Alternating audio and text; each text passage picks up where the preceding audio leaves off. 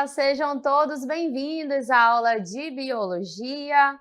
Eu sou a professora Gisele Palmeira e vamos agora conhecer o objeto de conhecimento e o detalhamento da nossa aula.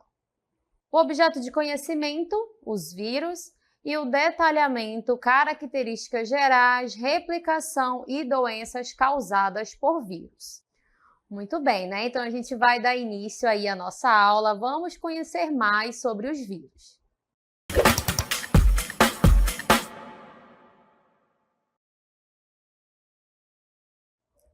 Então, vamos conhecer mais sobre os vírus, vamos observar quais são as suas características, vamos conhecer algumas doenças também, o modo de reprodução, né? Então, vamos iniciar observando alguns conceitos iniciais para a gente entender o que são os vírus. São sistemas biológicos muito pequenos e simples que só conseguem replicar-se dentro de células vivas, pois eles não possuem um metabolismo próprio e, por esse motivo, eles são considerados parasitas intracelulares. Então, os vírus, eles são seres microscópicos, a gente só não consegue visualizar ali a olho nu. É necessário um microscópio para visualizar esse tipo de vírus. Lembrando também que os vírus, eles são muito pequenininhos, né? Eles são menores que as bactérias. E aí, quanto aos estudos dos vírus, existem alguns cientistas e estudiosos que consideram eles como seres vivos e outros que não consideram como seres vivos.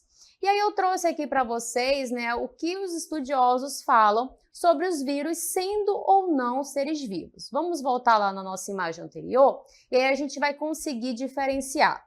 Aqueles que consideram os vírus como seres vivos, eles usam como justificativa a presença de material genético. A gente vai observar na nossa aula que os vírus, eles carregam material genético. Esse material genético pode ser um DNA ou um RNA. E os vírus também, eles possuem a capacidade de evolução. Existem vírus ali que eles estão em constantes mutações. E aqueles que não consideram vírus como seres vivos, eles apresentam ali as suas justificativas também. Por que não são seres vivos? Porque eles são acelulares, não têm atividade metabólica e eles são parasitas intracelulares obrigatórios, ou seja, para ele realizar suas atividades metabólicas, a sua reprodução, é necessário que ele entre numa célula viva e aí ele consegue se reproduzir, tá bom? Então a gente tem aí essa diferença daqueles que acreditam que são seres vivos e os que não acreditam que os vírus não são seres vivos, né? Então a gente vai trazer aqui algumas características principais desses vírus, né? Então a gente observa ali a primeira definição, que são acelulares. Na biologia, quando a gente usa ali aquela letrinha A no início, geralmente ela significa negação. Se são acelulares, significa dizer que os vírus não apresentam células, né? Então, a gente vai observar que ele apresenta ali material genético, proteína, mas ele não tem uma célula formada, tá? Então, ele é um acelular, não tem uma célula ali definida naquele ser, né? Naquele vírus. A outra característica é que ele vai apresentar um material genético. O material genético pode ser um DNA ou uma molécula de RNA, tá bom? Em poucas espécies ali existem os dois, né? DNA e RNA, mas a grande maioria ou é DNA ou é RNA. A outra característica, que eles não apresentam metabolismo próprio, né? Então, para ele conseguir se reproduzir, é necessário que ele seja ali, ó, um parasita intracelular obrigatório, né? Então, o vírus, ele está presente ali no ambiente, né? Pode estar presente no ar, por exemplo. Quando ele consegue ali encontrar uma célula que ele consegue entrar naquela célula, por isso que é intracelular, ele precisa estar dentro da célula, ele vai parasitar aquela célula e aí ele vai conseguir se reproduzir, tá? Mas ele, por si só, não apresenta um metabolismo próprio, por isso que ele precisa parasitar uma célula. Vamos observar também que temos aqui os casos das viroses, que a gente vai apresentar ali para vocês alguns tipos, que são agentes infecciosos. Quando a gente fala de virose, estamos falando de doenças relacionadas a vírus, tá bom? E também a gente trouxe aqui esse termo virion, né? Quando o vírus ele está fora da célula, ele recebe esse nome virion, porque fora da célula ele é inativo, né? Ele não consegue realizar nenhuma atividade.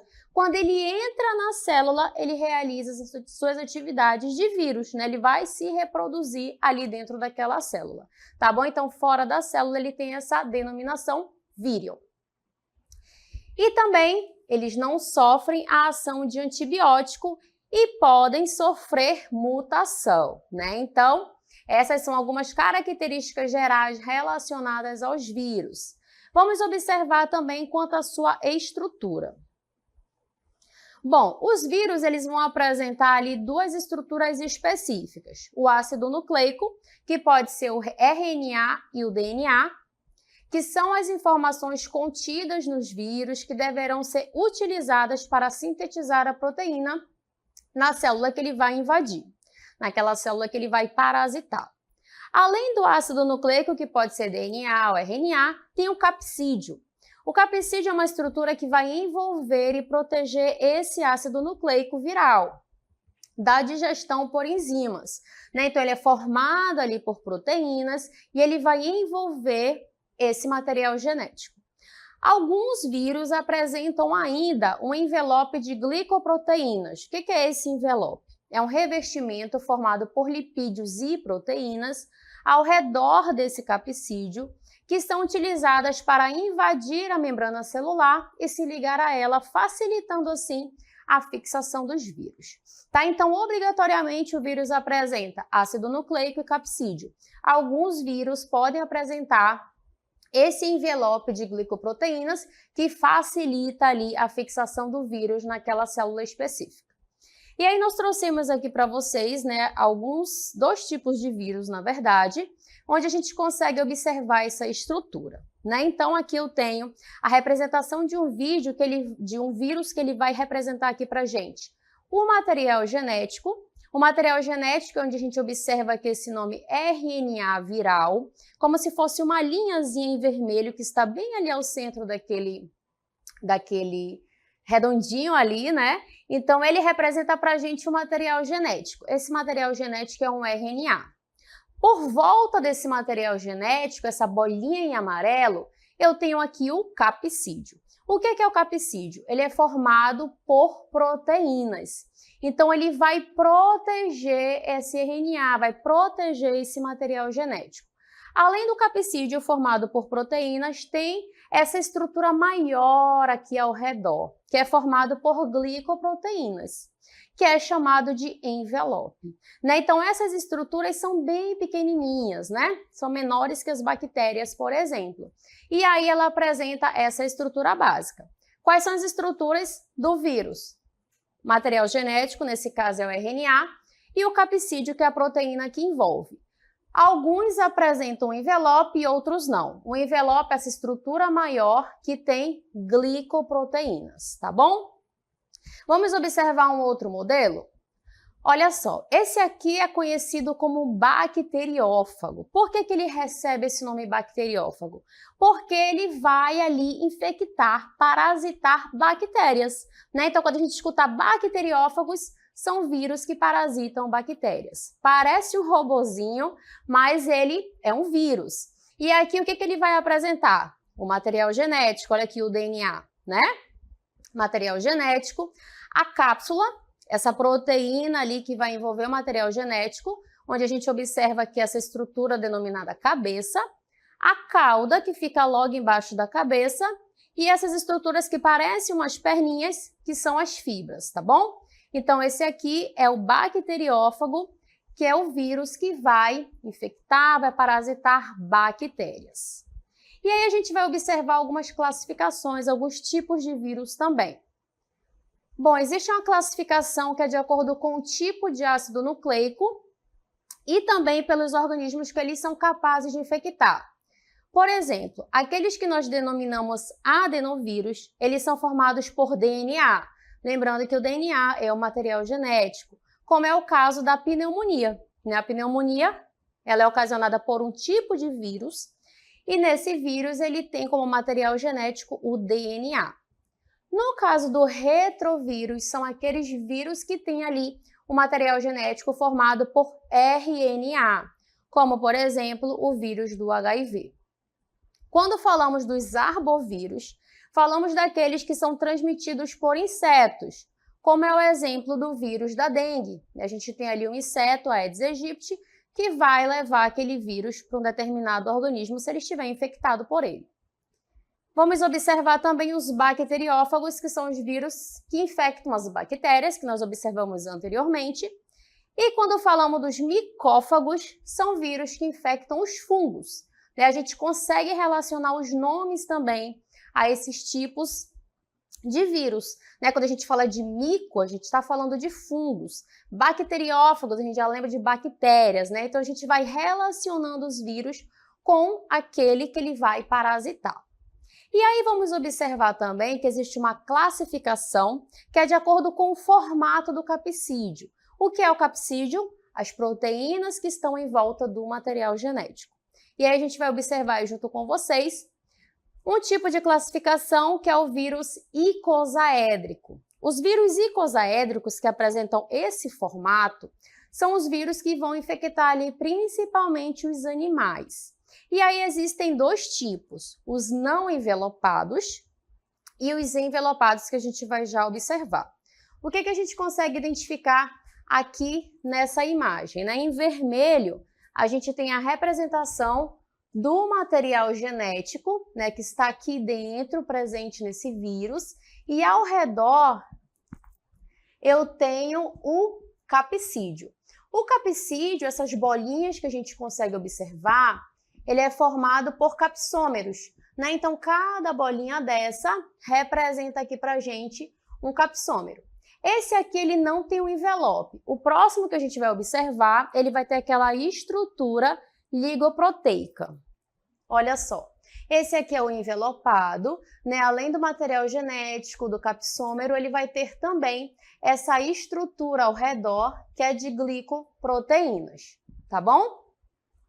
Vamos observar aí um outro tipo, que é denominado vírus helicoidal. Esse vírus helicoidal são aqueles vírus que vão infectar as plantas, Geralmente eles apresentam esse formato helicoidal. Existe também o não envelopado e o envelopado. Em azul eu observo o material genético, a representação do material genético. E aqui em verde eu tenho os capsômeros que vão formar esse capsídeo, que são as proteínas que envolvem esse material genético. Esse é o não envelopado, vamos observar agora o envelopado. Olha só, a gente observa o material genético e ao redor a gente tem aqui, aquela camada de glicoproteínas que vai envolver esse vírus, esse capsídeo, tá bom? E temos também o que é denominado vírus complexo, que é o bacteriófago. Esse aqui é específico das bactérias. Em vermelho eu tenho a representação do material genético aqui na cabeça, o capsídeo envolvendo esse material genético, temos aqui a cauda e as fibras, Esse é o formato do bacteriófago que vai infectar ali as bactérias. Quanto à penetração dos vírus nas células, o que a gente vai observar? Existem 3 tipos de penetração do vírus, lembrando que para ele se reproduzir, ele precisa entrar na célula. Ele sozinho, ele é inativo, ele não consegue se reproduzir, então ele vai parasitar. O primeiro tipo é por injeção, que a gente observa aqui o exemplo dos bacteriófagos. Essa estrutura representa para a gente um bacteriófago e aqui embaixo representa uma célula bacteriana. Então, o que acontece? O bacteriófago, que parece um robozinho, ele vai chegar nessa célula, nessa bactéria, ele baixa essa estrutura, que é a cauda, e ele vai injetar, por isso que ele tem esse nome injeção, ele vai injetar esse RNA, ele vai injetar o material genético dentro da bactéria. Quando esse material genético chega aqui dentro dessa bactéria, ele conseguiu chegar aqui nesse citoplasma, ele vai começar a se multiplicar, novas estruturas dele vão se formando, até que chega o momento que essa bactéria rompe, ocorre a lise, a quebra da bactéria. E aí o que acontece? Vários bacteriófagos vão saindo e vão infectando, entrando em outras células bacterianas, tá bom? Então esse é o processo de injeção dos bacteriófagos. Colocou o material genético, começou o processo de reprodução, ocorreu a lise e aí ele vai infectar outras bactérias. O segundo exemplo, vamos observar aqui, que é a fusão do envelope. Então aqui a gente observa que esse tipo de vírus, que é o exemplo do HIV, ele apresenta um envelope. O envelope é essa estrutura que fica aqui, ó, envolvendo o capsídeo. O capsídeo é essa estrutura em azul, essa linha é o material genético e aqui em volta essas bolinhas vermelhas representam as glicoproteínas dessa estrutura. Então, como é que ocorre o processo de fusão? Quando ele apresenta essa estrutura de envelope, ela vai ter estruturas de membranas que vão se ligar naquela célula. Então, observem que ela liga essa estrutura, ela faz o reconhecimento e aí ela consegue fundir aqui, ó, com a membrana. Nesse processo de fusão, esse capsídeo com o material genético, ele vai entrar nessa célula. Observem que ele vai entrar, ó. O capsídeo com material genético ficou aqui dentro. E aí, o que ele vai fazer? Se reproduzir, tá bom? Então, essa é a fusão do envelope. Vamos observar também o processo de endocitose. Na endocitose, que é o exemplo do vírus da gripe, ocorre que todo esse vírus vai entrar. Vai entrar capsídeo, material genético e também essa estrutura do envelope. Olha só, ele vai reconhecer na membrana, a membrana vai facilitar aqui, ó, a entrada desse vírus e aí ele vai entrar por completo dentro dessa célula. E aí dentro da célula ele vai conseguir fazer o seu processo de reprodução. Tá? Então a gente vai entender como é que ocorre o processo de reprodução desses vírus a partir do momento que ele entra na célula. Então o ciclo reprodutivo desses organismos, ele pode então ser dividido em 4 etapas. Primeiro, a entrada do vírus na célula hospedeira. Nós observamos que existem 3 tipos, né, dependendo do tipo de vírus. A eclipse, que é uma etapa de inatividade desse vírus. Logo em seguida, tem a multiplicação do material viral, que é o principal objetivo ali dos vírus, é fazer cópias ali do seu material genético. E no final da reprodução, ocorre a lise, né, a quebra daquela célula, com a liberação dos novos vírus, tá bom? E aí, para a gente detalhar melhor essa reprodução dos vírus, nós vamos apresentar aí para vocês o ciclo. Né? Existe o ciclo lítico e o ciclo lisogênico. Né? Então, dependendo do tipo de vírus, ele pode participar somente do ciclo lítico, mas aquele que participa do ciclo lisogênico, no final do processo, ele precisa do ciclo lítico para que ocorra ali a liberação daqueles novos vírus. E aí a gente vai observar aqui para vocês com mais detalhes cada um deles, né? Nessa primeira representação, eu tenho a representação do ciclo lítico. E nessa segunda, eu tenho a representação do ciclo lisogênico. Né? Então, vamos iniciar aqui pela estrutura que representa para a gente o bacteriófago. O que é o bacteriófago? Aquele vírus que vai infectar bactérias, que parece um robozinho. Né? Então, eu tenho aqui o bacteriófago, que está injetando aqui, ó, o material genético, que é o DNA. E aqui eu tenho um cromossomo bacteriano. Lembrando que as bactérias são procariontes, né? O material genético está aqui, ó, disperso no citoplasma. E aí o que eu vou observar? Que o material do vírus, ele vai ficar nesse mesmo lugar, dentro dessa bactéria. Quando ocorre o ciclo lisogênico, o que a gente vai observar? Bora acompanhando aqui, ó. No ciclo lisogênico, o material genético do vírus vai ficar junto com o material genético da bactéria.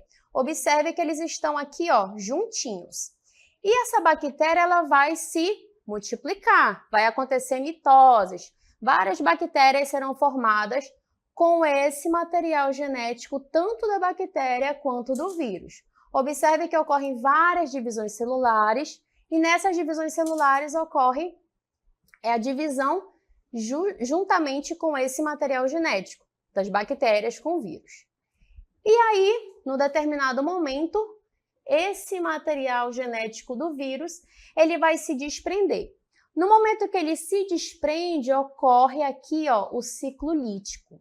E aí ele vai começar a comandar aquela bactéria. Até então ele estava aqui, ó, só se reproduzindo, quietinho, que é o que geralmente acontece com o vírus do HIV, da herpes, onde demora ali a apresentar alguns sintomas, a saber que a pessoa tem aquela doença, porque ela está nesse ciclo lisogênico. Quando ela chega no ciclo lítico, aqueles sintomas começam a aparecer. Por quê? O que vai acontecer? Ela vai começar a se reproduzir. Olha a quantidade de bacteriófagos que tem dentro dessa bactéria. Ela começa a se reproduzir, começa a comandar essa bactéria e aí ocorre a lise, a quebra dessa bactéria. Observem que tem aqui espaços, ó, onde esses novos vírus vão saindo. E aí, quando ele sai, inicia um novo ciclo onde ele vai infectar uma outra célula bacteriana. Tá bom? Então é importante a gente observar que existem esses dois tipos de ciclo, ciclo lítico e ciclo lisogênico. No lisogênico, a bactéria vai estar ali se reproduzindo com o material genético do vírus, né? Mas ela vai se reproduzir normalmente. No lítico, o que vai acontecer? A quebra, a lise da célula bacteriana. E aí esses novos vírus vão sendo liberados, infectando outras células, tá bom? E aí a gente vai observar agora sobre as viroses. Olha só, as viroses são as famosas doenças que são causadas por vírus. Essas doenças podem ser fáceis de tratar, como é o caso do resfriado, né? Quem nunca ficou resfriado, ou também não apresentarem cura, como é o caso da AIDS, né? Que é uma doença mais grave aí, através do vírus HIV. E aí eu trouxe algumas relações de doenças que fazem parte aí das viroses, que é o caso da dengue, da varicela, rubéola, herpes, hepatite, raiva, varíola, ebola, gripe e AIDS, né? Então essas são algumas doenças, muitas delas são bem conhecidas por nós, né? São as famosas viroses aí, que fazem parte, né? Que estão presentes aí na nossa vida, a gente precisa ter cuidado ali para evitar algumas doenças e a gente vai conhecer um pouquinho mais sobre algumas delas. Vamos observar primeiramente no caso da dengue. Por que a dengue é chamada de uma doença que está relacionada por um arbovírus? Porque ela é transmitida por um inseto, né, um artrópode. Então, esse inseto que a gente observa aí ao lado é o mosquito Aedes aegypti. E a gente consegue identificar esse mosquito porque ele apresenta essas listrinhas brancas no seu corpo.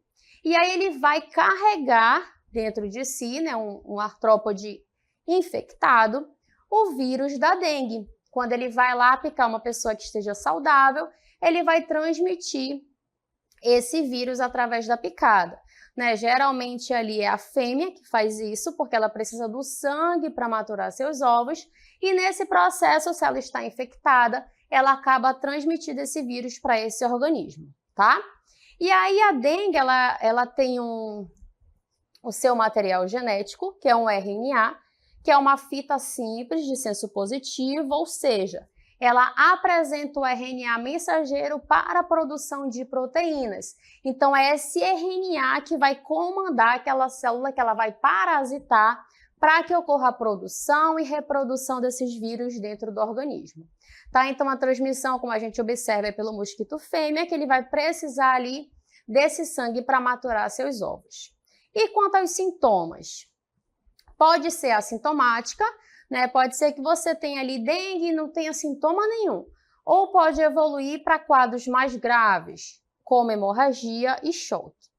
Aí tem ali casos com febre, dor de cabeça, dor nos olhos, cansaço ou dores musculares e ósseas, falta de apetite, náuseas, tonteiras, vômitos, erupções na pele, semelhantes à rubéola, que é uma outra doença que é também causada por vírus, tá? Então a gente trouxe aí uma relação de sintomas, mas algumas pessoas podem ter só febre, algumas pessoas podem ter mancha no corpo, né? Vai depender ali do tipo de vírus também que está no organismo daquele indivíduo.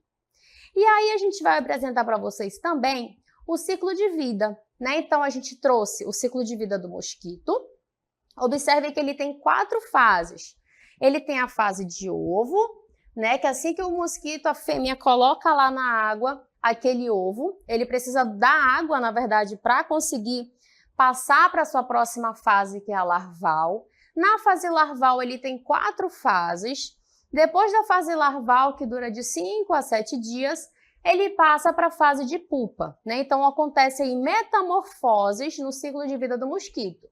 E aí ele passa 2 dias como pupa até se transformar no adulto, né? Então, observe que em poucos dias, novos mosquitos podem surgir, né? Por isso que quando tem casos de dengue, dependendo ali do período do ano, ocorre uma grande quantidade de pessoas que ficam doentes, né? Então, a gente trouxe para vocês a importância da vacinação. Trouxe aqui uma notícia que fala para a gente da vacina contra a dengue, que foi destinada a alguns municípios do Amazonas. Nessa notícia é de janeiro, mas a gente trouxe ela aqui para a gente falar da importância dessa vacinação quando ela aparecer na comunidade, no município, a importância de levar as crianças, adultos, idosos, dependendo da faixa etária daquela campanha, para vacinar. Porque existem doenças, algumas doenças virais, inclusive, que existem a vacinação. Então, se existe a vacinação, é importante para a gente evitar a proliferação, o aumento daqueles casos de doenças naquele município, naquela comunidade, né? Então, essa matéria ela fala aqui para a gente sobre os municípios que deram início a essa campanha e a importância de vacinar para evitar ali a proliferação dessa doença. E aí eu trouxe para vocês também os 10 passos para proteger, aqui ó, para proteger a sua família contra o mosquito da dengue. E aí a gente observa aqui a primeira. Tampe as caixas d'água, ralos e pias, porque a água parada ali é o suficiente para aquele mosquito colocar aquele ovinho e rapidamente ele virar um mosquito adulto. Higienização de bebedouros de animais de estimação, aquela água que fica paradinha ali na vasilhinha do cachorro, né, ou do gato. Descarte de pneus velhos, junto ao serviço de limpeza, que o pneu velho também pode acumular água. Retire aquela água acumulada da bandeja externa da geladeira, bebedouros, lave com água e sabão. Limpar as calhas, laje, olha só. Colocar areia no vaso da planta, né? Aquele pratinho que fica ali embaixo, geralmente acumula água. Amarre bem um saco de lixo, faça uma inspeção para ver se existem possíveis focos de larva. O que é possíveis focos de larvas? Água parada, né? Aquela larva ali que pode estar presente, já elimina aquela água. E sempre que possível, ó, faça uso de repelentes, instale telas também para evitar ali o mosquito. E é isso, né? Então a gente precisa aí, ó, também proteger a nossa família, né? A gente conhecendo ali os métodos de prevenção, a gente consegue ali evitar doenças na nossa casa, como é o caso da dengue. Vamos observar também uma outra doença relacionada aos vírus, que é o HIV. O HIV também tem ali no seu material genético RNA, ele tem uma enzima chamada transcriptase reversa, que é um retrovírus, que produz esse RNA em DNA. E aí o vírus causador da AIDS, ele ataca o sistema imunológico, né? Então a gente vai observar os métodos de transmissão. Olha só, através da relação sexual desprotegida, por isso que nós temos ali a imagem da camisinha, com pessoas que têm o vírus do HIV. Também o compartilhamento de objetos perfurocortantes, contaminados. A mãe que é soropositiva, né, sem tratamento, ela pode passar para o seu filho durante a gestação, durante o parto ou durante a amamentação, né? Então, existem métodos de prevenção. No caso do HIV, a gente observa aí o exemplo da camisinha, né, nas relações sexuais. E aí é um vírus que tem ali o RNA, ele vai atacar principalmente o sistema imunológico, a pessoa fica enfraquecida, né? No decorrer do tempo, qualquer doença para ela já é uma doença muito grave.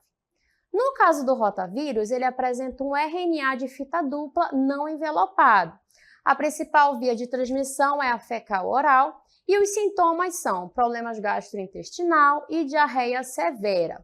No caso do rotavírus, temos ali uma vacina obrigatória, né? Então, observem bem a caderneta de vacinação de vocês e verifiquem as vacinas que estão faltando, as que apresentam ali que vocês precisam tomar para evitar esses tipos de doenças causadas por vírus.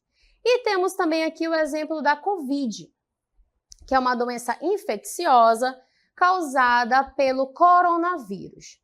Né? Então, alguns sintomas são febre, cansaço, perda de paladar ou olfato, dor de garganta, dor de cabeça, tosse. E a precaução é reduzir o risco de exposição ao vírus e se vacinar contra a Covid-19. E aí, né, vimos algumas doenças, conhecemos um pouco mais sobre alguma delas e como a gente pode se proteger. E aí a gente trouxe algumas situações.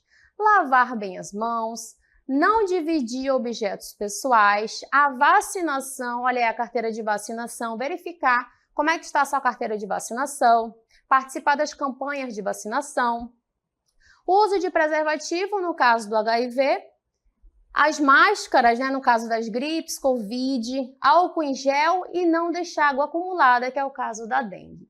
Né? Então, a gente observou ali como evitar alguma dessas viroses, conhecemos aí sobre as características principais dos vírus e essa foi a nossa aula.